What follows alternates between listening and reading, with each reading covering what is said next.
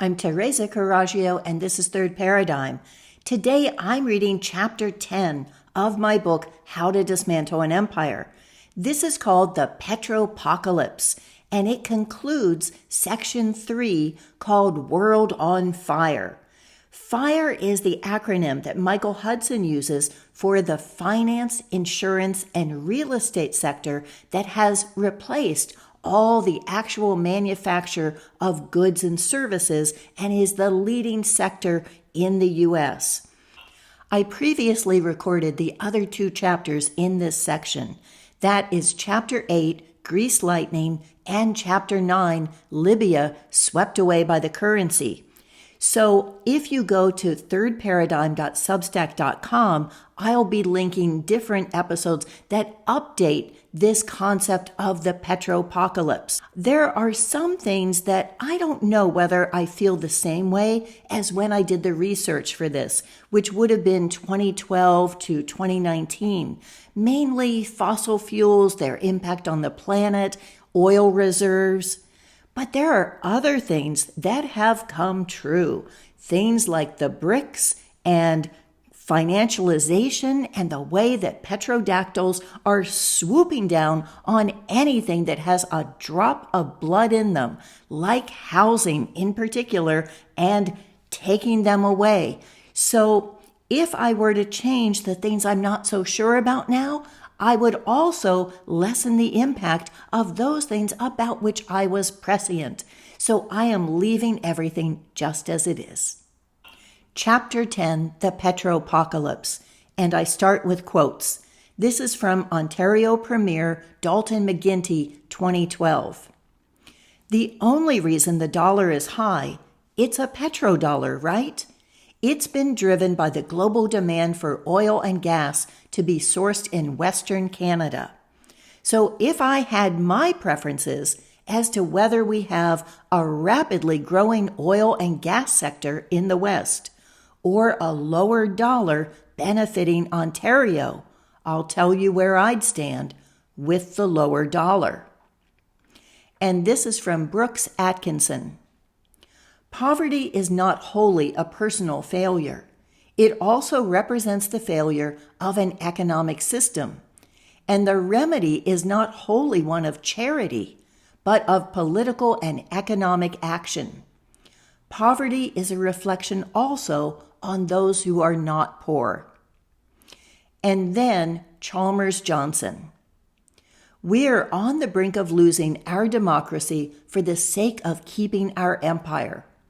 Once a nation starts down that path, the dynamics that apply to all empires come into play. Isolation, overstretch, the uniting of local and global forces opposed to imperialism, and in the end, bankruptcy. The American attempt to combine domestic democracy with such tyrannical control over foreigners is hopelessly contradictory and hypocritical. A country can be democratic or it can be imperialistic, but it cannot be both. The dollar, the pound, the euro, and the franc are the alpha pack of global currencies.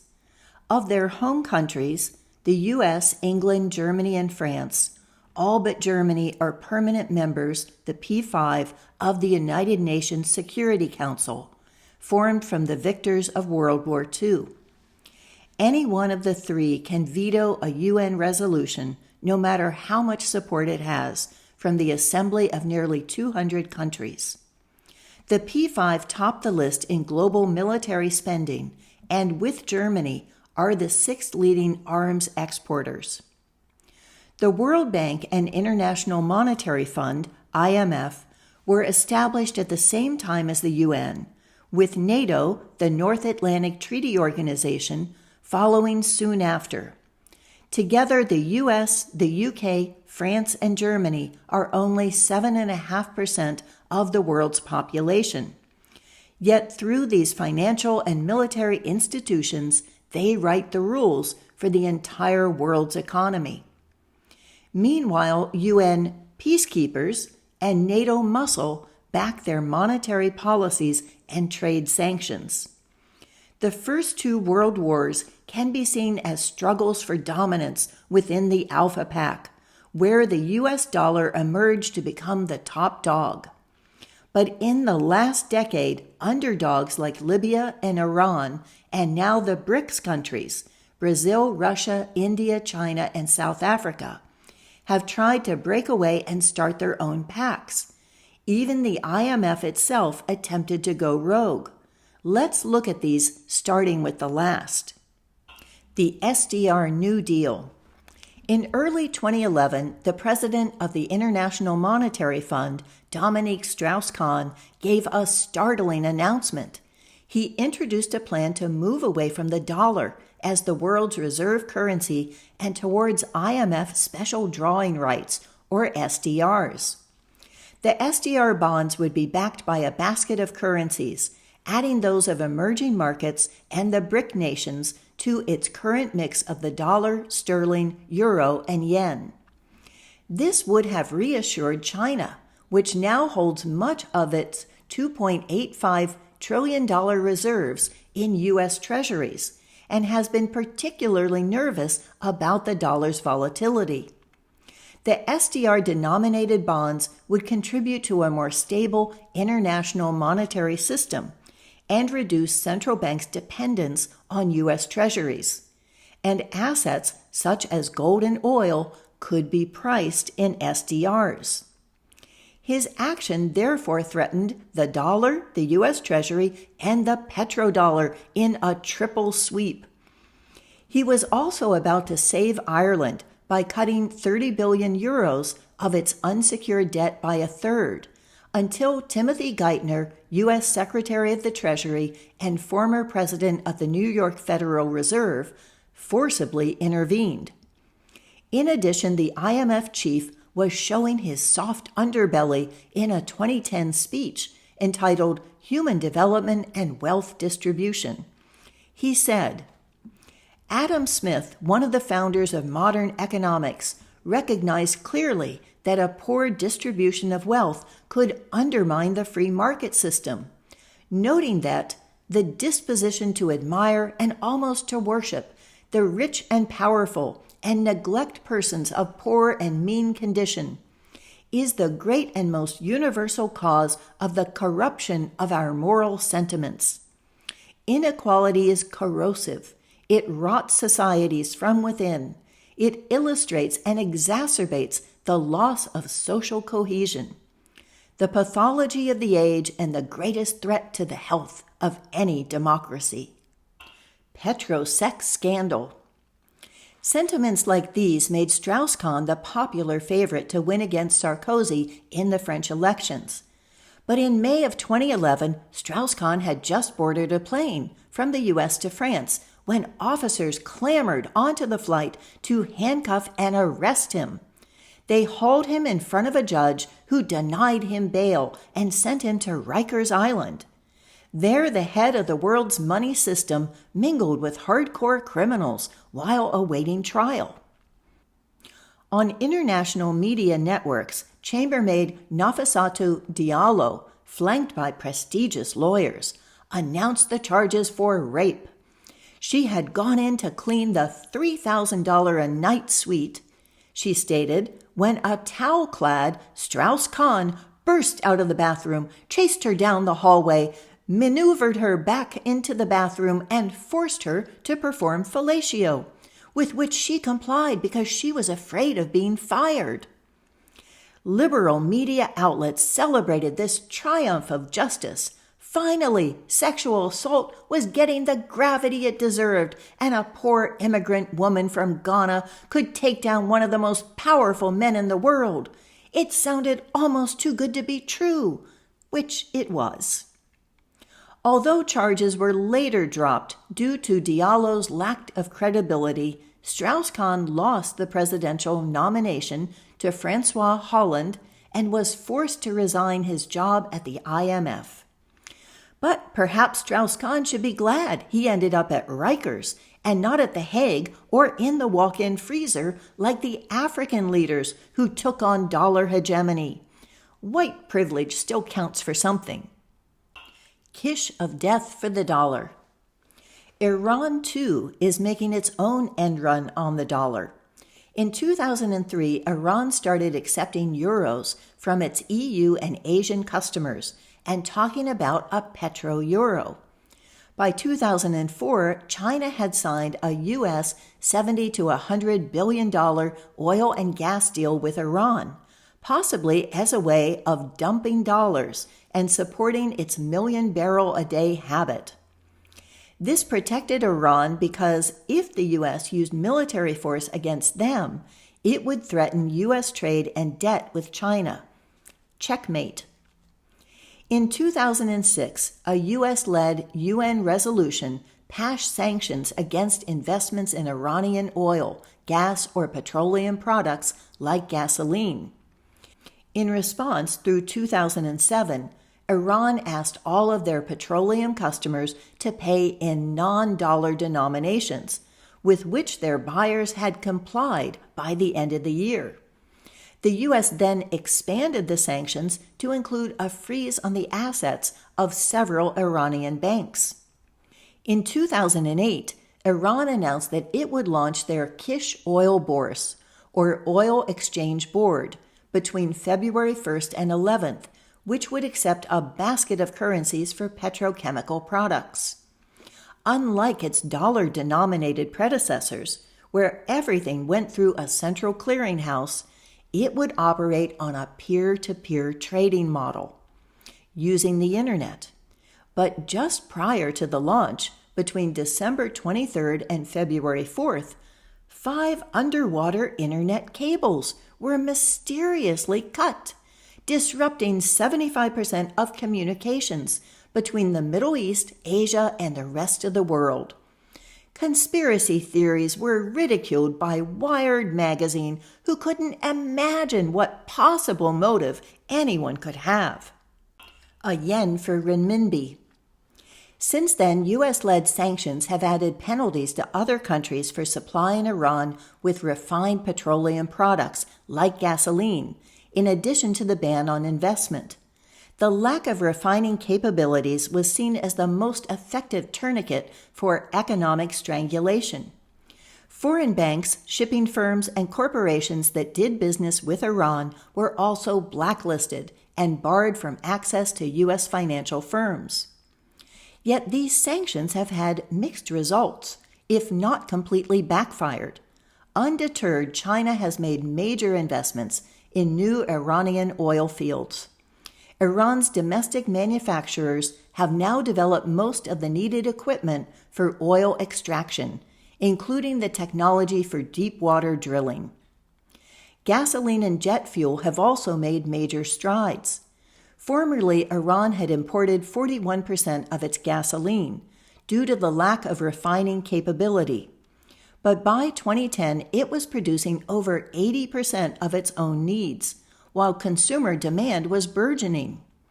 As the Persian Gulf Star refinery has come online, it will produce 37 million liters a day, making up the remaining 5 million daily liters of domestic consumption.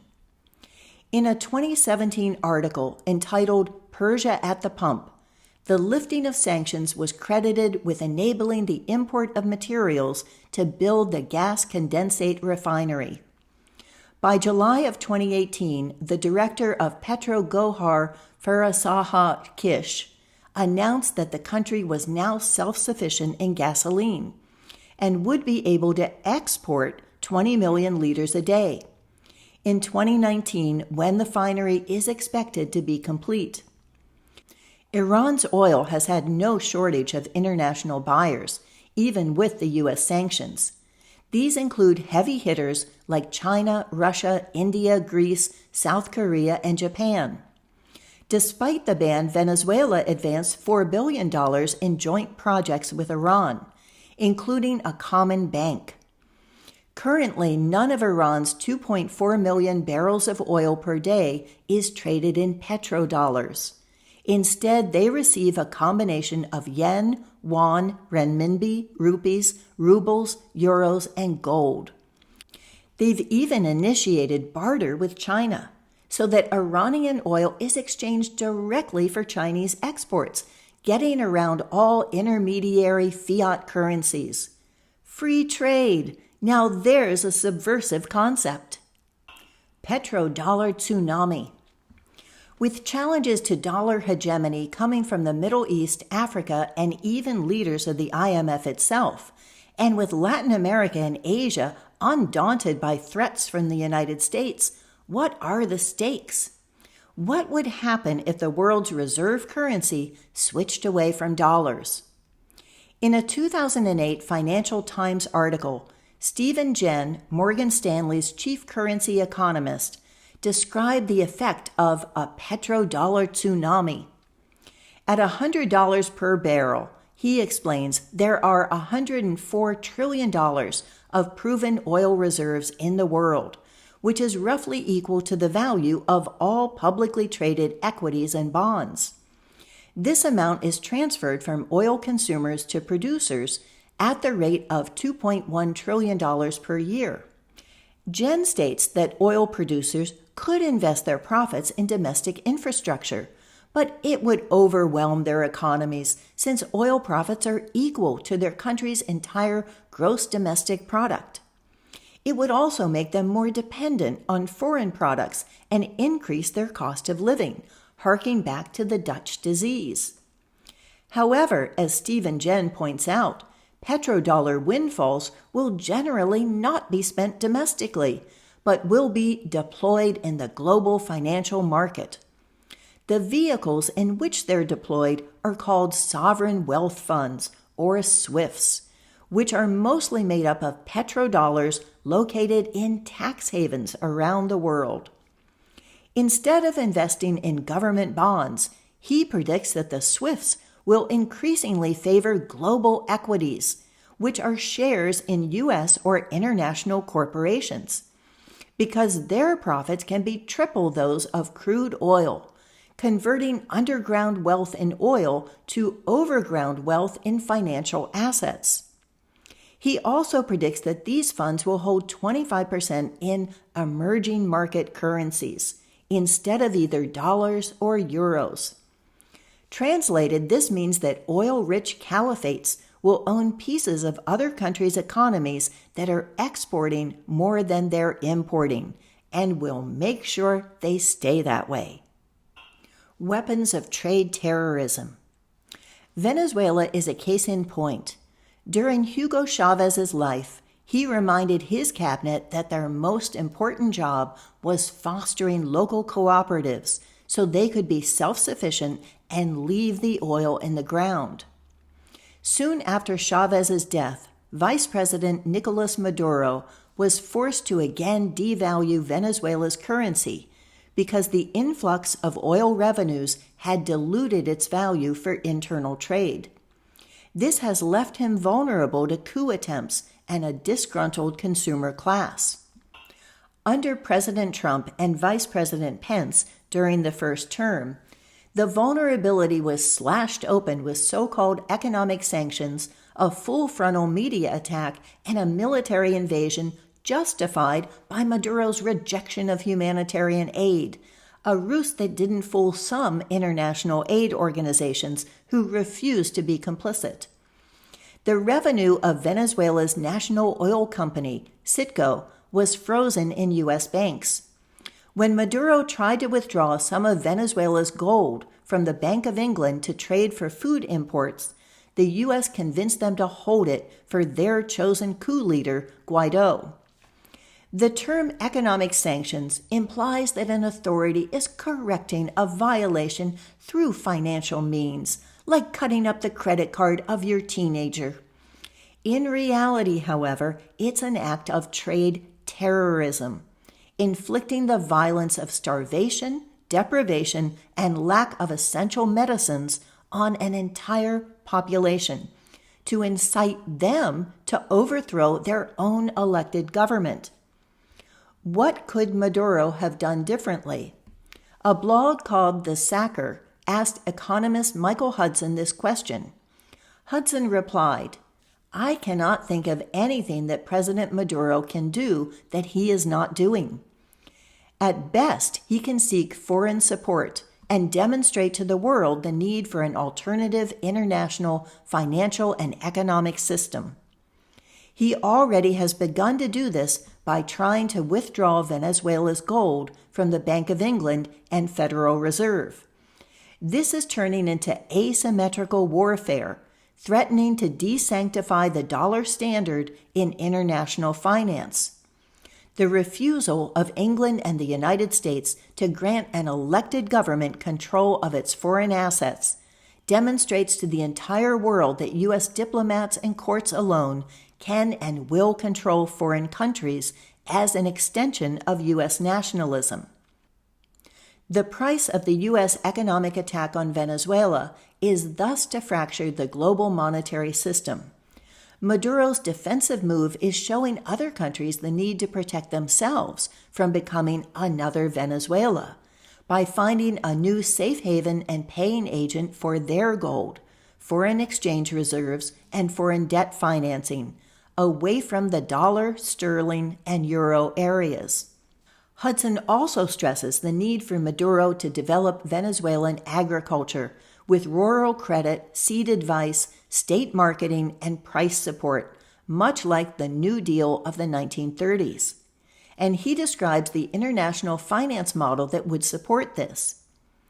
An alternative also is needed to the World Bank that would make loans in domestic currency, above all to subsidize investment in domestic food production, so as to protect the economy against foreign food sanctions, the equivalent of a military siege to force surrender by imposing famine conditions.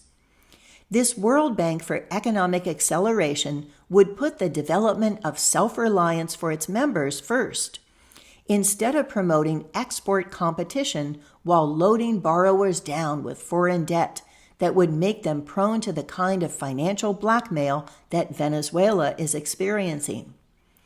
Two international principles are needed. First, no country should be obliged to pay foreign debt in a currency, such as the dollar or its satellites, whose banking system acts to prevent payment.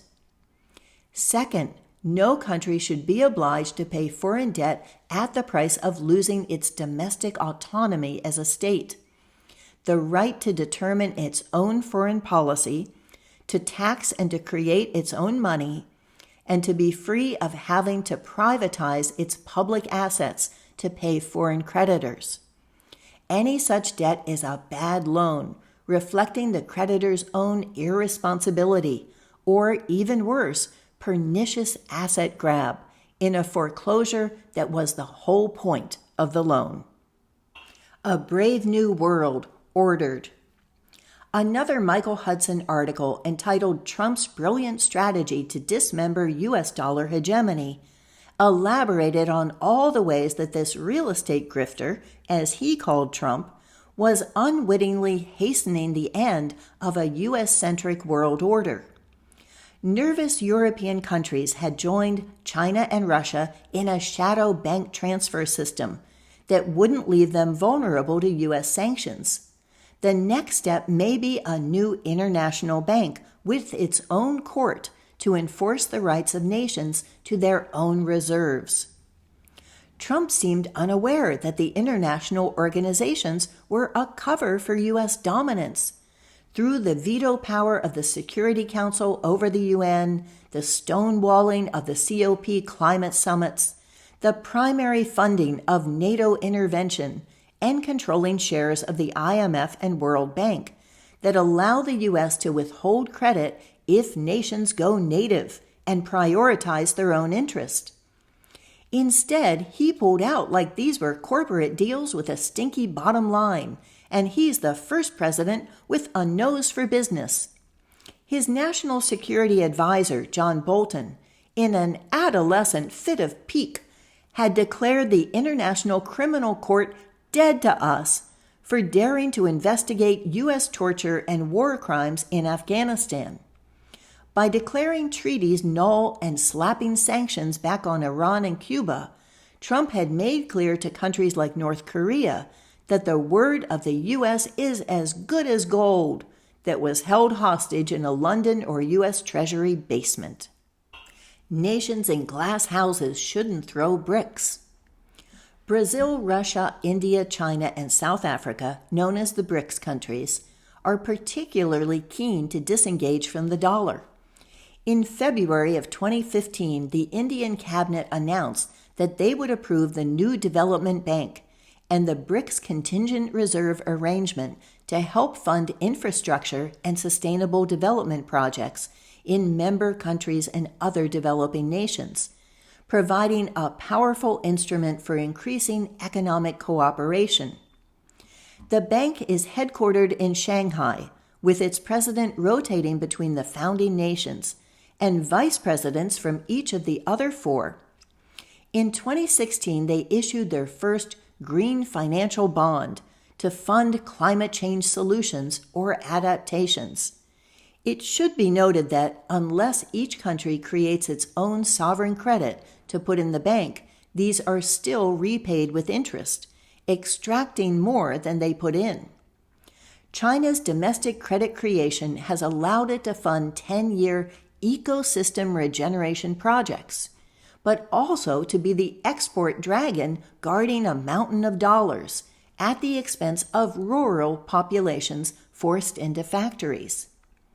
By 2018, they received the global credit ratings to begin issuing financial products in the public and private sectors, and announced in 2019 that they would lend up to $40 billion to South Africa by 2022. Together, the BRICS nations account for 43% of the world's population, cover more than a quarter of the globe, and have $4.4 trillion in combined foreign reserves. With interest rates near zero in the US, Japan, and Europe, already 20% of direct foreign investment is going to the BRICS. In the Hindu, Paja Mehra writes, "The TPP Trans-Pacific Partnership is seen worldwide as the US's thinly veiled attempt to carve out China, Brazil, India, and other emerging economies from global trade talks." He urges that India should engage with the countries being excluded by U.S. sanctions, such as Russia.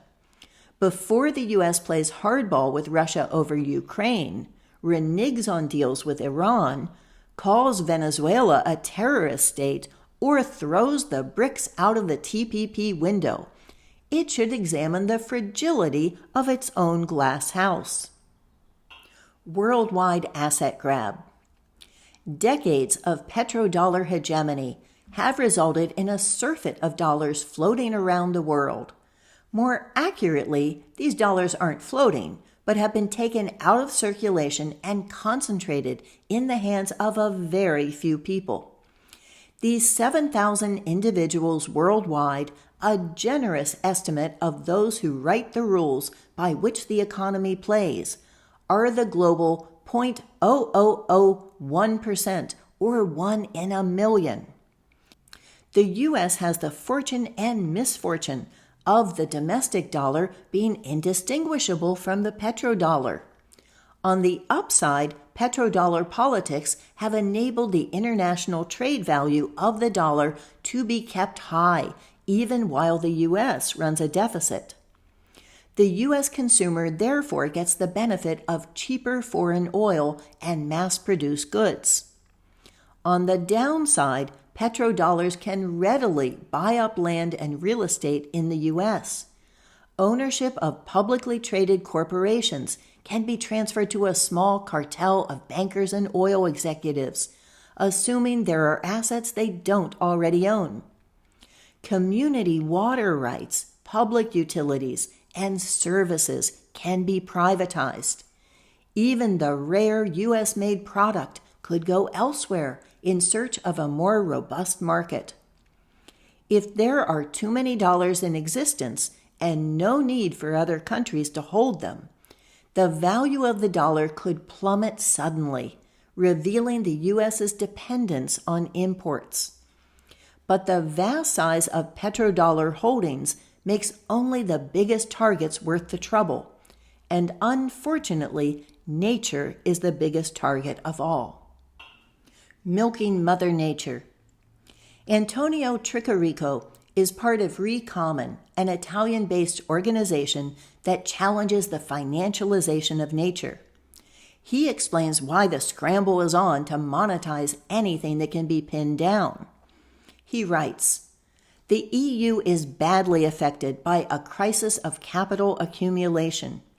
There is a massive amount of private wealth and few sufficiently profitable assets to invest in. So they're creating new asset classes from which to extract more value. One of the new places to invest is in the ecosystem services market. Ecosystem services is a fancy name for all the things that nature does for free. Water filtration through root systems, dung burial by beetles, or carbon storage by forests, to name a few. In the late 1990s, scientists methodically went through every natural process they could categorize and placed a value on it. Altogether, they came up with $33 trillion as the wages due to Mother Nature, or twice the world's GDP at that time. Then the EU got to work convincing society that it should pay for what it used to get for free. The ecosystem marketplace writes, "Once you really understand the problem, it is fairly easy to see where the solution lies. Market forces must be realigned to invest in the production of both goods and services. If the global economy can be tweaked so that market forces reward investments in ecosystem services, a positive feedback loop will start in which increased investments in ecosystem services leads to increased production of ecosystem goods, eventually fueling both sustainable economic growth and ecological restoration."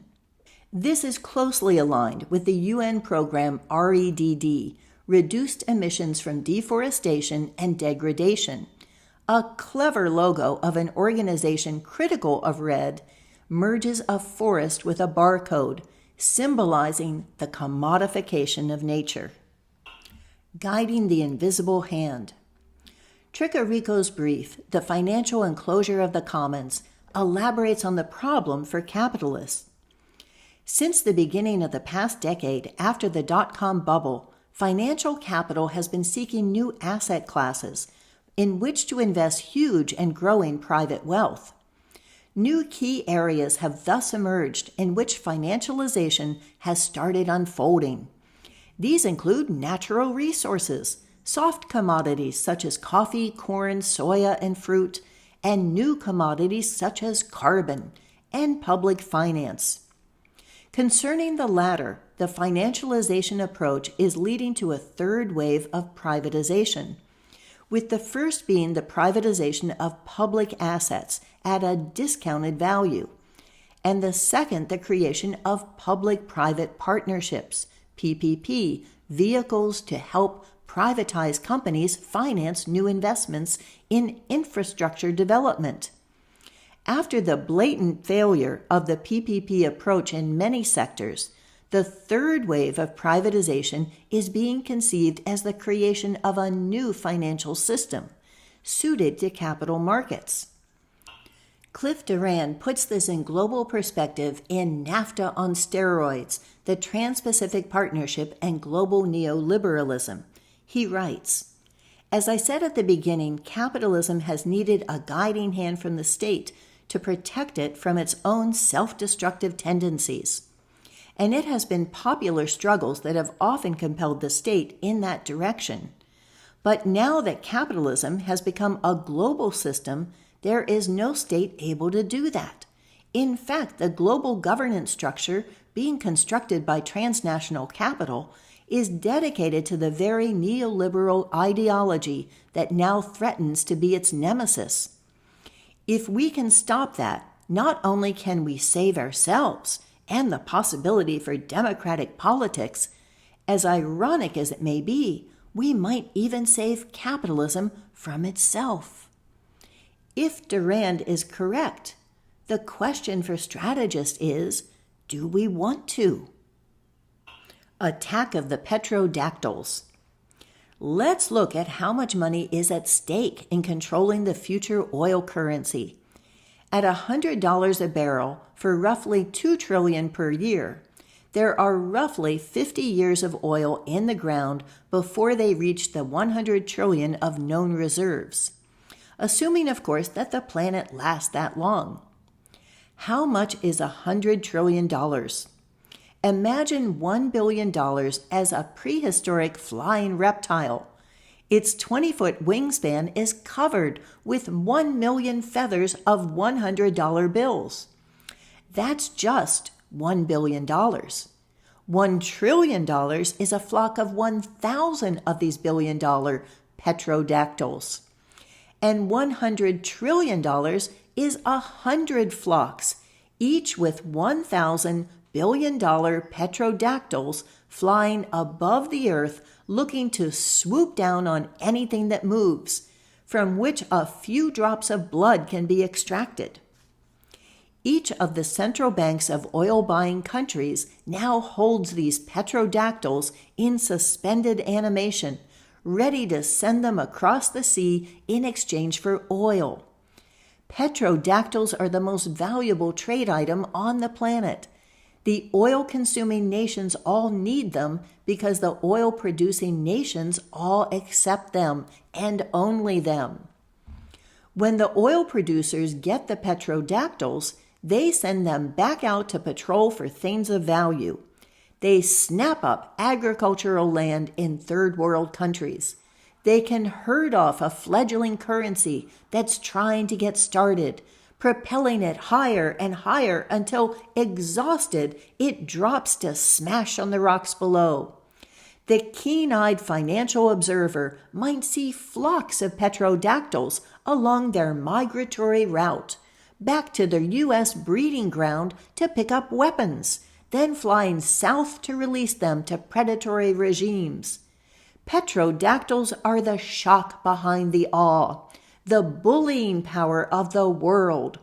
Without them, the U.S. would be clawless and aweless, or maybe just clawful and awful. The Trojan petrodactyl. But what if oil traded in other currencies than the dollar? What if it bartered for goods without a currency at all? What would happen to the petrodactyls then? National banks would start releasing them into the wild a few at a time so as to not cause a panic. They would be hoping to trade them while they were still flying high, before they were weakened by too little prey. The bankers and oil barons, wary of these unwieldy, unstable birds, would be looking for a place they could land them. But more and more countries are refusing entry to the Trojan petrodactyl, aka the IMF loan. Where will they go next? As Bloomberg published, sovereign wealth funds from China to Azerbaijan, which pushed their real estate deal-making to a record last year, are set to extend their buying spree as they seek alternatives to low-yielding bonds and volatile stocks.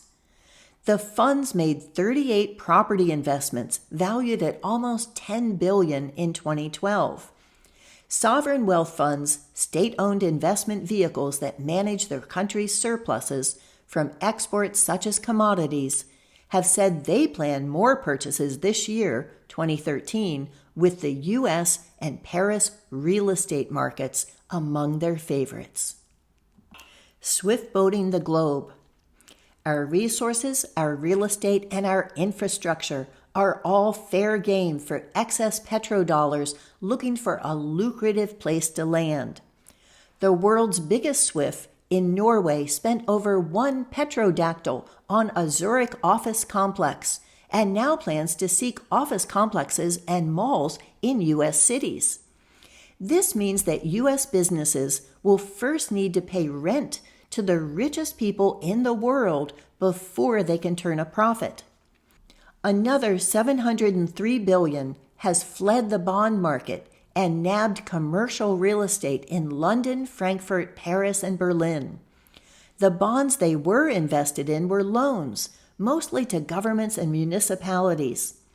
This means that the money spent by governments is shrinking, while corporate money, siphoned from consumer pockets, is being leaked out of nations in the form of tax-deductible business rents that go to international tax havens, a triple whammy to governments. Singapore sent one petrodactyl to perch atop a glittering 48-story tower in San Francisco's financial district, the kind of trophy asset that every sovereign fund is looking for. San Francisco office rates have already soared 27% in 1 quarter and are set to rise another 8 to 12%. Major cities in the U.S. and Europe are considered prime markets because they're stable and high-income producing. By contrast, 10-year Treasury yields were only 1.79% in 2012, compared to 4.6% office property yields in New York. It is, as they say, a no-brainer. Petrodactyls. If oil producers refuse them, oil consumers unload them, and third world nations shun them, there's only one place these overgrown chickens can come home to roost: the imperial countries that spawn the global currencies. The influx of one-time money will drive housing prices up, but leave future generations at the mercy of corporate ownership. Future rents paid to foreign investors will drain the currency out of circulation, lowering income. The trade goods we've been able to access while producing nothing but dollars will go elsewhere. The extent to which we depend on invisible slavery, which is the elephant in the room, will be revealed. Welcome to the brave new world of the Petropocalypse. This has been a very long and complex chapter, so let me try to summarize with the paradigm shift and look at how it could be different. Only nations have the right to lend or spend their own money into existence, backed by the wealth of their land, properties, and infrastructure, and collected again in taxes to fund their domestic priorities. To enable fair trade, a common repository, a global bank, would need to hold the same value per person of each country's currency. That country could decide how much they'd sell their currency for, which means the products of their labor, in the currency or labor of any other nation. If a country wanted to favor local trade, they'd price their currency higher if bought in another currency, allowing citizens to buy goods more cheaply than foreigners. If a country needed to borrow money, it would price its currency temporarily lower if bought in other currencies. This would sell futures on the products of its labor to be repaid with interest, in other words, more product. A devalued currency, however, favors exports over domestic consumption and lowers the overall quality of life, widening the income gap between those who make products and those who make profits. To follow up, this is Shanghaied cities on exactly what I had predicted, and this is Ukrainian Peace, U.S. Petropocalypse, which also talks about Michael Hudson. For all of the transcripts, go to thirdparadigm.substack.com. Thank you for watching.